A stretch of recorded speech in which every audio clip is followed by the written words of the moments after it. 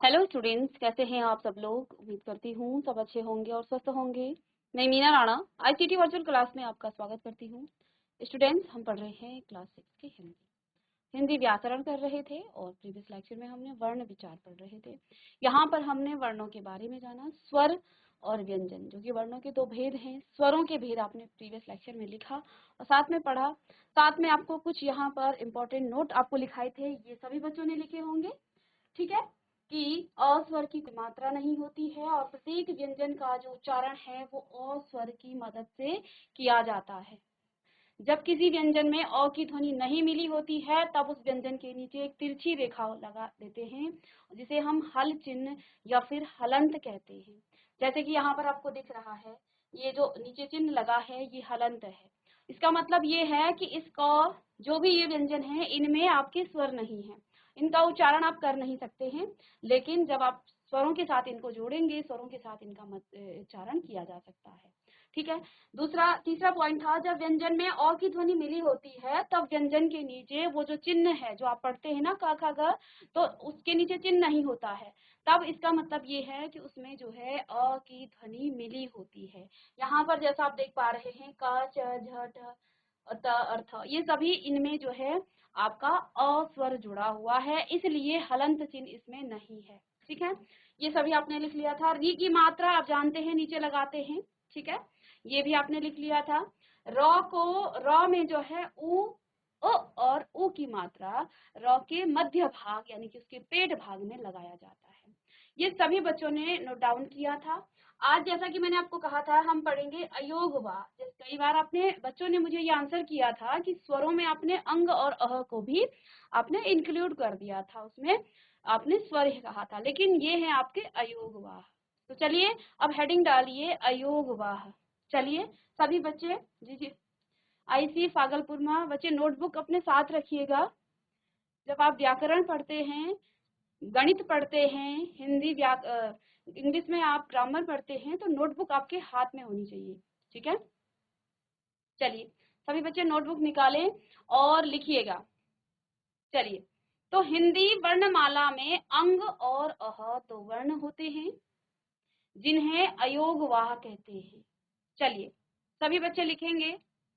अब देखिए, स्वतंत्र रूप से प्रयोग न होने के कारण इनकी गणना ना तो स्वर में की जाती है और ना ही इनकी गणना व्यंजन में की जाती है। व्याकरण की दृष्टि से अंग को आप अनुस्वार और अह को विसर्ग कहते हैं। ठीक है, अंग को क्या कहा जाता है? अनुस्वार कहा जाता है और अह को विसर्ग कहते हैं। चलिए लिखिएगा। तो यहाँ से आप लिख सकते हैं, जो वर्ण स्वर और व्यंजन के अतिरिक्त होते हैं, जिनको न स्वरों की कैटेगरी में रखा गया है न व्यंजनों की कैटेगरी में रखा गया है, वे आपके क्या कहलाते हैं? वे आपके अयोगवाह कहलाते हैं। हमने कहा जो अंग है उसे अनुस्वार कहते हैं, जो अह है उसे विसर्ग कहते हैं, है ना। विसर्ग लगाते ना, अह पीछे से दो बिंदी लगा देते हैं तो क्या कहा जाता है? विसर्ग लगा दो। ठीक है, तो आप अब लिखिएगा अनुस्वार क्या होता है। अनुस्वार की यहाँ परिभाषा लिखिएगा। अनुस्वार, अनुस्वार क्या होता है लिखिएगा। जब किसी वर्ण का उच्चारण करते समय वायु केवल नाक से बाहर आती है। ठीक है, जैसे आप क्या कह रहे हैं, आपने किसी वर्ण का उच्चारण किया, उदाहरण आगे आगे इसमें बताया जाएगा, और वायु जो है सिर्फ आपकी नाक से बाहर आती है, तब उसे दर्शाने के लिए आप क्या करते हैं? जो सिरोरेखा होती है इस प्रकार से, इसके ऊपर आप इस प्रकार से एक बिंदी लगा देते हैं, इसे कहते हैं अनुस्वार। अब उच्चारण कीजिएगा। हमने यहाँ लिखा प, और ऊपर मैंने यहाँ पर अंग की मात्रा इस प्रकार से अनुस्वार लगा दिया, और मैं यहाँ कुछ लिख रही हूँ पंक, पंक, और इसका उच्चारण बार बार कीजिए। जब आप उच्चारण करेंगे आप महसूस करेंगे आपके नाक से जो है वायु क्या हो रही है? बाहर निकल रही है, और सिर्फ नाक से निकल रही है, मुंह से इस समय आपकी पंक, और बार बार आप इसका उच्चारण कीजिए। ठीक है, अंक, रंग। तो अनुस्वार जब आप लिखते हैं किसी वर्ण में, यानी कि उसके सिरोरेखा के ऊपर जब आप बिंदी लगा देते हैं, तब जो है आप क्या करते हैं, आपके सिर्फ और सिर्फ नाक से वायु बाहर निकलती है उच्चारण करते समय। और इसका देखिए, इसका आपको प्रैक्टिस करनी, आप इसको महसूस कीजिएगा। आप बोलिए बार बार पंख, अंग, रंग, इस प्रकार से रंग। तो आपके सिर्फ और सिर्फ वायु आपके नाक से निकलेगी बाहर, इसे कहा जाता है अनुस्वार। और दर्शाने के लिए हम क्या करते हैं, सिरोरेखा के ऊपर एक बिंदी का चिन्ह लगाया जाता है, इसे हम अनुस्वार कहते हैं। जैसे आपका पंख, तो उच्चारण कीजिए सभी बच्चे, पंख, जीजीआईसी फागलपुर में, जीजीआईसी फागलपुर में। आप सभी बच्चे अपने मुख से उच्चारण कीजिए और ये महसूस कीजिए कि वायु जब आप इन शब्दों का उच्चारण कर रहे हैं, पंख, रंग, तो आप महसूस कीजिए आपके मुख से वायु नहीं निकल रही है जब आप इनका उच्चारण कर रहे हैं। तो यहाँ पर जब आप इन शब्दों का उच्चारण करेंगे, आपके नाक से, लिखिएगा सभी बच्चे, आपके नाक से वायु बाहर निकलेगी, इसे अनुस्वार कहा जाता है। इसे ना तो आप स्वर कहेंगे, ना ही इसे आप व्यंजन कहेंगे, ठीक है। तो इसे अनुस्वार कहा जाता है। जो अह है उसे हम क्या कहते हैं, विसर्ग कहते हैं, ठीक है। अनुस्वार के अलावा यहाँ पर एक दूसरा वर्ड आया, अनुनासिक। आप कई वर्ड शब्द ऐसे लिखते हैं जिनके ऊपर आप चंद्रमा बिंदी लगा देते हैं, अब इसे क्या कहते हैं, इसे कहते हैं अनुनासिक, ठीक है। तो देखिए, जब किसी वर्ण का उच्चारण करते समय वायु जो है नाक और मुख दोनों से बाहर निकलती है, तब उस वर्ण के ऊपर हम क्या करते हैं, एक प्रकार से चंद्र बिंदी लगा देते हैं सिरोरेखा के ऊपर ही। और जब अनुस्वार की हम बात करेंगे तो सिर्फ एक बिंदी लगेगी और अनुनासिक में क्या लगेगी, एक चंद्रमा बिंदु, चंद्रमा और उसमें बिंदी लगेगी। और इसका उच्चारण जब आप करेंगे तो आपके नाक और मुख दोनों से वायु बाहर निकलेगी। उच्चारण करते समय ही आपको पता चलेगा। देखिए, दांत, जब आप दांत कहते हैं आपका मुख भी खुल रहा है, साथ में आपके नाक से भी वायु बाहर आ रही है। उच्चारण करके महसूस कीजिए, ठीक है। साथ में आप बोलिए आंख। तो आप अब देखिए, वहां आपने क्या कहा, आप यहाँ पर क्या कहा आपने, पंख। तो पंख करते समय सिर्फ नाक से आई वायु बाहर, और इसका उच्चारण करते समय दांत, फिर आप कहेंगे आंख, अंगूठी, अंगूठी। तो इनका उच्चारण करते समय आपके नाक से और मुख से दोनों से आपकी वायु बाहर निकलेगी। दोनों को लिखिएगा, अनुस्वार और अनुनासिक। अब देखिए इसका कैसे आप लिखते हैं, इसको चंद्र बिंदु लगाया जाता है सिरोरेखा के ऊपर, इसे हम कहते हैं अनुनासिक, ठीक है। एक चीज यहाँ पर ध्यान देने की है कि जब सिरोरेखा के ऊपर कोई मात्रा न हो तब आप अनुनासिक का प्रयोग करेंगे, यानी चंद्र बिंदु का प्रयोग करेंगे। अन्यथा आप यहाँ पर अनुस्वार का प्रयोग करते हैं। जब भी किसी शब्द के ऊपर आपको पहले से मात्रा दी गई हो, आप वहां अनुस्वार अनुनासिक का प्रयोग नहीं करेंगे, वहां पर आप बिंदी लगाएंगे, वहां पर आप अनुस्वार लगाएंगे, अनुनासिक नहीं लगाएंगे, यानी वहां चंद्र बिंदु आप नहीं लगाएंगे। जैसे यहाँ पर मैं पहले से बिंदु थी, ये दोनों मात्राएं मैं मो में पहले से ये मात्रा है, तो यहाँ आप अनुनासिक नहीं लगाएंगे बल्कि अनुस्वार लगाएंगे, ठीक है। जैसे यहाँ नहीं है, नहीं में पहले, ह में पहले से मात्रा थी, तो यहाँ आप चंद्र बिंदी नहीं लगाएंगे, अनुनासिक नहीं लगाएंगे, बल्कि यहाँ पर आप इस प्रकार से अनुस्वार लगाएंगे। बहुत बेसिक डिफरेंस है, लेकिन आपको ये अंतर समझना है और लिखना है और फिर इसको महसूस करना है, शब्दों को पढ़ना है। और परिभाषा आपके शब्दों पे, देखिए परिभाषा हमने लिखा दिया और आपने महसूस ही नहीं किया तो फिर दिक्कत होगी। तो आप पहले इन परिभाषा को लिखें, फिर आप महसूस कीजिए कि आपने पंख का उच्चारण किया, क्या सिर्फ आपके नाक से ही वास्तव में वायु निकल रही है या ये सिर्फ लिखा है, ठीक है। इसको महसूस करें। जब आपने दांत कहा तो क्या मुख और नाक दोनों से निकल रही है, तो इसको उच्चारण करते रहेंगे और साथ में आप इसको लिखते भी रहेंगे। तो ये ध्यान देना है कि सिरोरेखा के ऊपर अगर कोई मात्रा नहीं है तब आप चंद्र बिंदु लगाएंगे, नहीं तो आप सीधे एक बिंदी लगाएंगे या एक बिंदु जिसको आप अनुस्वार कहते हैं। चलिए इसको आप लिखें। इसके बाद अह जो कि आपका विसर्ग है, हमने कहा ना अंग को आप कहते हैं अनुस्वार और अह आपका विसर्ग के रूप में लिखा जाता है ना। चलिए तो लिखिएगा अनुस्वार और अनुनासिक। भागलपुर में माइक प्रॉपर ऑन कीजिए। नमस्ते बेटा, क्या नाम है आपका? मैं नंदिनी वर्मा हूँ। मैं जी कक्षा 6 की छात्रा हूँ। ठीक है बेटा। नंदिनी वर्मा, आपको अनुस्वार और अनुनासिक समझ में आया बेटा? Yes ma'am. ठीक है, अब आप ये नहीं कहेंगे अंग और अह आपके स्वर हैं। ठीक है, ये क्या है? अनुस्वार हैं और ये आपका अह आपका विसर्ग है। विसर्ग आगे हम पढ़ने वाले हैं। किसी बच्चे को कोई डाउट है तो पूछ सकते हैं, अपनी पूरी क्लास से आप पूछिए कि अगर किसी बच्चे को कोई डाउट है तो आप पूछ सकते हैं। मैम किसी को डाउट नहीं है। ठीक है बेटा, ओके। चलिए सब अब लिखते ही रहेंगे, आप बैठ जाइए नंदिनी। अब इसके बाद आपका नेक्स्ट है, इसको हेडिंग डालिए आप विसर्ग। चलिए नेक्स्ट हेडिंग डालिए विसर्ग। ठीक है, विसर्ग का जो उच्चारण है वो आधा ह के समान। देखिए, अब आप कहेंगे आपने पहले कहा इसका उच्चारण, आप कह रहे थे कि जब ऐसा हो तो आप इसका उच्चारण नहीं कर सकते। देखिए, जब ऐसा होता है तो यहाँ हम इसका उच्चारण करेंगे आधा ह की तरह। इसके साथ आपके पास दूसरा वर्ण होना चाहिए। ठीक है, ये जो है आधा ह की तरह इसका उच्चारण किया जाता है। ठीक है, विसर्ग का। और यह स्वर नहीं है, लेकिन इसे अ के साथ जोड़कर अह की तरह इसे लिखा जाता है। ये स्वर नहीं है, ये जो विसर्ग है ये स्वर नहीं है, लेकिन अ के साथ इसको जोड़ा जाता है और इसे क्या लिखा जाता है? अह लिखा जाता है। इस प्रकार इसका प्रयोग जो है प्रायः शब्दों के अंत में किया जाता है। जब आप विसर्ग का प्रयोग करते हैं तो आपने देखा होगा अंत में ही इसका प्रयोग किया जाता है। जैसे यहाँ पर आप देखिए अतः, तो आपने अ और त है और पीछे से उच्चारण किया ह, अतः। क्या कहा हमने?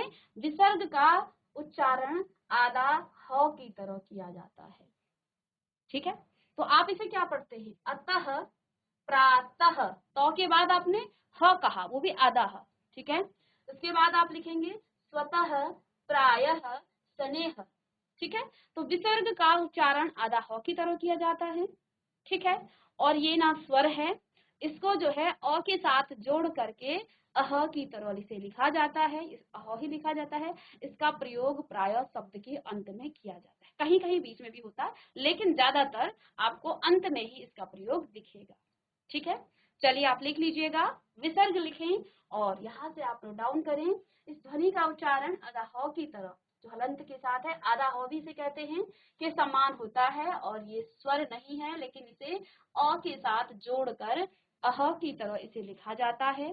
साथ में ये शब्द के अंत में प्रायः किसी किसी शब्द में आपने देखा होगा बीच में भी प्रयोग होता है, लेकिन प्रायः यानी अधिकतर शब्दों में ये जो है आपको अंत में ही दिखेगा। ठीक है, चलिए इसके बाद एक और है यहाँ पर आगत ध्वनि। ठीक है, इन सभी का प्रयोग आपने कर लिया है, आपने अभी तक पढ़ लिया है सभी चीजें, लेकिन अब हम इनको प्रॉपर नाम से इनका जान रहे हैं कि ये है क्या चीज। इसके बाद एक दूसरी ध्वनि आती है आगत ध्वनि, जिसमें आपका जो है आधा चंद्रमा, अर्धचंद्र लगा होता है। कई शब्दों में आपने देखा होगा अर्धचंद्र लगा होता है। तो ये जो आगत ध्वनि है ये कहाँ लगता है? जो अंग्रेजी भाषा के शब्द है ना, उनको जब आप हिंदी में हिंदी की तरह प्रयोग करते हैं तो इन शब्दों के ऊपर लगाए जाते हैं आगत ध्वनि। जैसे डॉक्टर आपका अंग्रेजी भाषा का शब्द है, इसको आप हिंदी भाषा में भी ऐसे ही प्रयोग करते हैं, तो यहाँ पर आप आगत ध्वनि लगाएंगे। ठीक है, तो ये आपका क्या हो जाएगा? अर्ध चंद्रमा इसके ऊपर लगता है। कहाँ लगता है? जब अंग्रेजी भाषा के शब्दों को आप हिंदी भाषा में प्रयोग कर रहे हैं। जैसे आपका डॉक्टर हो गया, कापी हो गया, आपका टाफी हो गया, आपका बाल हो गया, तो ये सभी आपके क्या हैं? आगत ध्वनि है। इसको भी आप लिख लीजिएगा, इसके बारे में भी आपको कि कहाँ ये प्रयोग होता है। चलिए इसको आगत ध्वनि और विसर्ग ध्वनि। ठीक है, और यहाँ पर एक छोटा सा टॉपिक, और ये लिखने की आवश्यकता नहीं है क्योंकि हम पूर्व ऊपर पढ़ चुके हैं अनुस्वार और अनुनासिक में क्या अंतर है। अनुस्वार का जब उच्चारण करते हैं, यानी कि अनुस्वार ध्वनि का जब आप उच्चारण करेंगे आपके सिर्फ नाक से वायु बाहर निकलेगी। अनुनासिक का उच्चारण करते समय नाक और मुख दोनों से वायु बाहर निकलती है, यही दोनों में बेसिक अंतर है। अनुस्वार को आप एक बिंदी लगा करके प्रयोग करते हैं और अनुनासिक को आप चंद्रमा बिंदी लगा करके आप प्रयोग करते हैं, बस ये दोनों में अंतर है। ये ऊपर भी आप पढ़ चुके हैं और इसी के साथ आपका स्वर ये जो है यहाँ पर कंप्लीट होता है। चलिए लिखिएगा इसे जल्दी से और इसके बाद हम स्टार्ट करेंगे व्यंजन। और आपका नोट हो जाए, आप जब इसे नोट कर लें तो आप हैंड रेज कीजिएगा ताकि मुझे पता चले कि बच्चों ने नोट कर लिया है। चलिए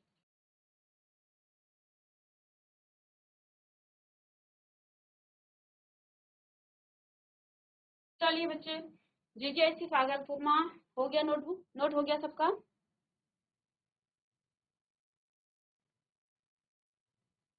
चलिए कुछ बच्चों ने कर लिया है,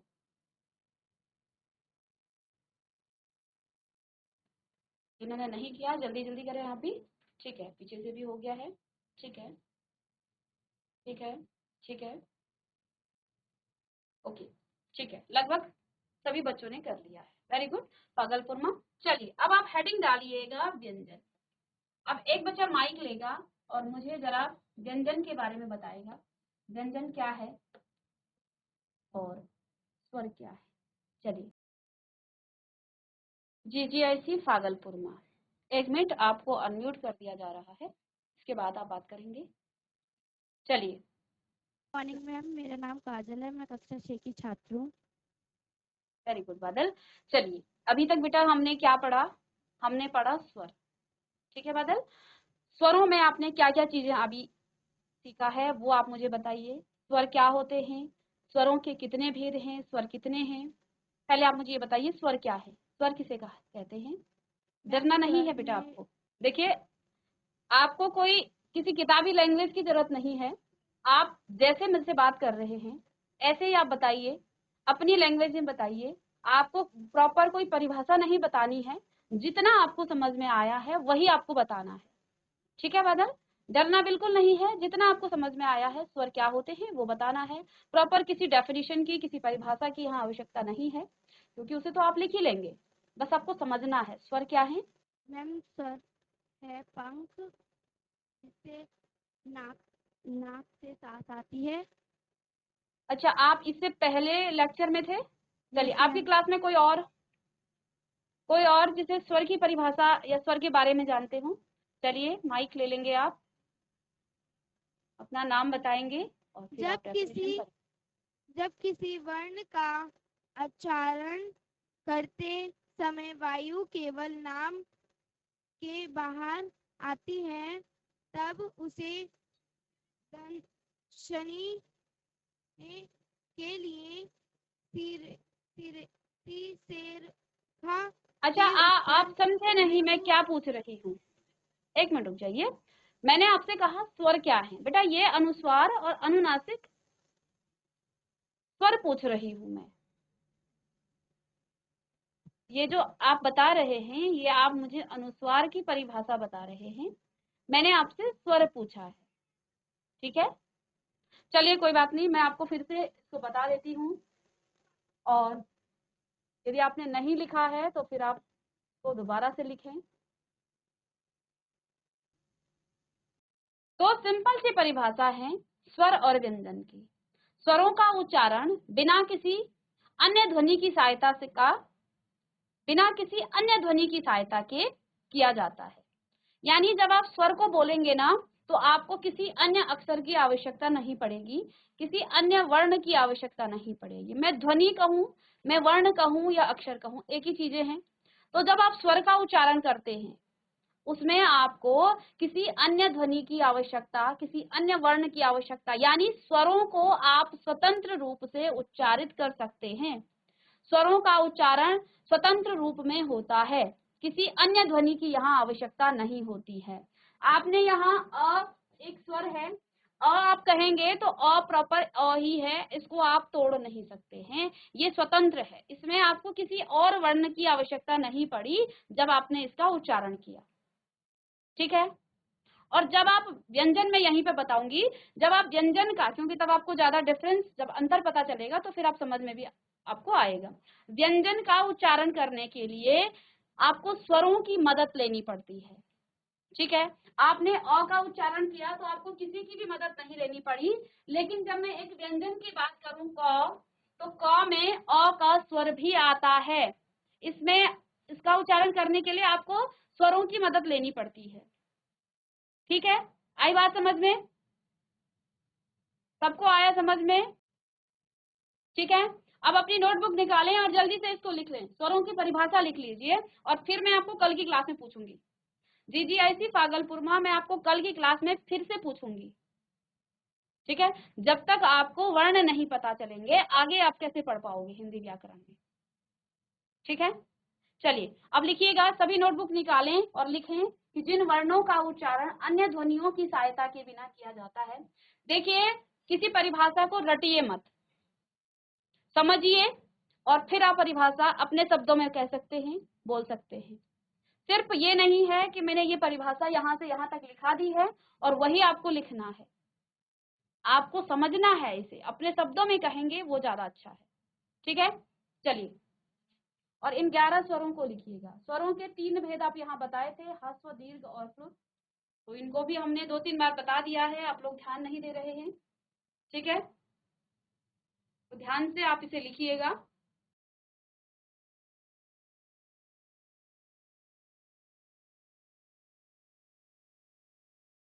यहाँ से लिखने के बाद घर जा करके उसे 1-2 बार जरूर पढ़िए, उसे समझिए, और जब आप घर जाके उसे पढ़ेंगे, नेक्स्ट क्लास में यदि आपको डाउट होता है तो सबसे पहले आप अपना क्वेश्चन कीजिए, अपना प्रश्न कीजिए कि मैम हमें ये नहीं समझ में आया, ठीक है।